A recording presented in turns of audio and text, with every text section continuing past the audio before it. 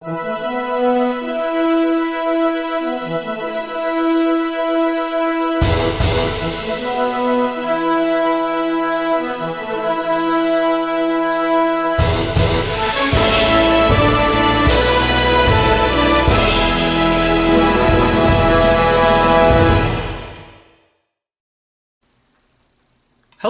and welcome to another exciting edition of Hidden in the Universal Vault. I'm Ron, your host, and welcome you to my review of The Croods. This is another one from DreamWorks Animation, released in 2013. So this is a 2013 movie. Now, this is a movie about a caveman family known as the Croods. And this movie has, I'll run down the cast since the back doesn't have the cast in it though. Also, this movie is written by John Cleese, but yeah. Anyway, so what did I think of The Croods? I will say this: it's decent, I guess, but not terrible. Just decent, mediocre. This movie has Nicolas Cage, Emma Stone, Ryan Reynolds, and Catherine Keener, among others. Oh, those has Cloris Leachman, I forgot to mention. So, like I said, The Croods about a caveman family. Let's talk about The Croods. Join The Croods on a journey of a lifetime in the epic comedy adventure that has the magical wonder of How to Train Your Dragon. When their cave is destroyed, the Croods set out to explore a spectacle landscape filled with fantastic creatures, strange surprises, and a whole new world of adventure. So that's really the sum of this movie. Now, this movie, I don't know. The problem with the Croods, we got a family of unlikable characters. We got a plot that's super paper thin that I've seen in many other movies from this studio, DreamWorks Animation. I was hoping this was going to be a different kind of movie, but it feels way too fast. There are times where it gets really fast. I don't know. I never really pictured this family to be likable. I just picture them as paint by numbers family. So I can't think of her name, but Emma Stone plays the one girl. She has a crush on Ryan Reynolds' character, and through the whole time, the dad doesn't like him, and then we get that sort of subplot. Then we get dinosaurs, we get all kinds of things.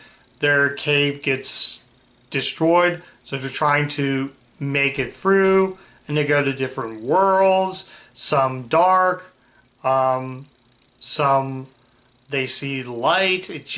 I don't know what happened when they made this movie. I don't hate this movie. I do think there's some funny moments. I do like the fact they get a whole entire meal and he throws it off and say, "Oh, we have leftovers," and thinking, what are leftovers? And I feel like that scene in the first Back to the Future where the one parent is saying, "What the heck's a rerun?" Kind of reminds me of that. But I feel again that it's an atypical movie from point A to point B, and I feel the characters just don't sort of connect. There is a sequel to this called The Croods New Age. I believe it's on Netflix, so I'll have to check that out. Maybe that might be better. But for me, it just felt decent. I don't want to say this movie's bad because it's not. It's just I can't relate to this family. I can't relate to these characters. I feel the characters could have been a little bit drawn out, and we could have had a really well-made not type of film, but a well-made movie. And it is. DreamWorks Animation, as I said, is really good. And I don't know what else to say. Oh, he has this sort of pet that acts like a belt. So at times the pet will go, dun dun dun. whenever it's like something big's gonna happen, and I go da da da. It's like, okay, we get the point. Yes, we get the point. I'm not, hey, I'm not dumping on this movie. I'm glad I watched it, but I don't see myself go back and watch The Croods anytime soon. So, like I said again, I'm trying to think of anything else I could say. It's great to see Cloris Leachman back doing an animated movie. The last time she appeared in an animated movie was Beavis and Butthead's Do America, the Beavis and Butthead movie. So this would have been the second movie. And also the dad, sometimes you can hear Nick Cage, sometimes you don't. So I don't know, Nick Cage was trying to experiment with different voices while he was in the recording booth. And I feel like, yes, some of these actors, I will say this, I do like Emma Stone's character. I think she's so likable. And the actress is totally having fun with the role. For the most part, Catherine Keener is in this.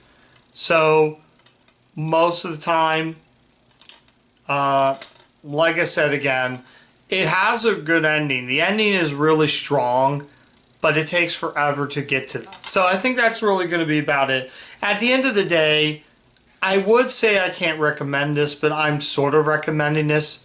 The Croods tries to do something different, and I get what they're trying to do. DreamWorks was trying to make a movie about a family full of cavemen, or cave people, we should say. But it's just, I just cannot get past the fact that we have an entire family of unlikable characters. None of them are likable, except for Emma Stone. I'll give you this. Her character is likable, but the parents, the younger sister who's just wacko, runs around and just, it feels way too fast paced.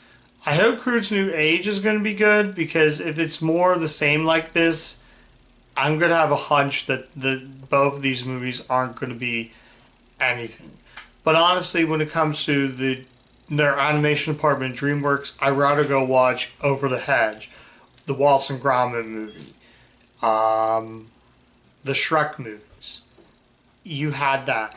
If you take a look at a film like The Bad Guys, both of those movies, you had likable characters. You had a plot that went along. You had pacing that wasn't way too fast. This felt way too fast. The pacing really felt like it was like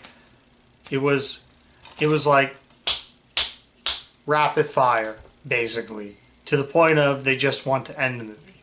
So maybe not end the movie. I don't know. Like I said, if you do want to check the Croods out, I guess I'm going to kind of recommend this. I'm hoping that the sequel does a better job, because honestly, I like to see where this goes. Maybe in the sequel they might be likable characters. But as far as this movie goes, they're just not likable. And that's the problem with the Croods.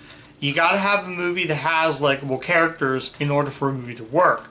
Your writing hand. It's surprising that this is...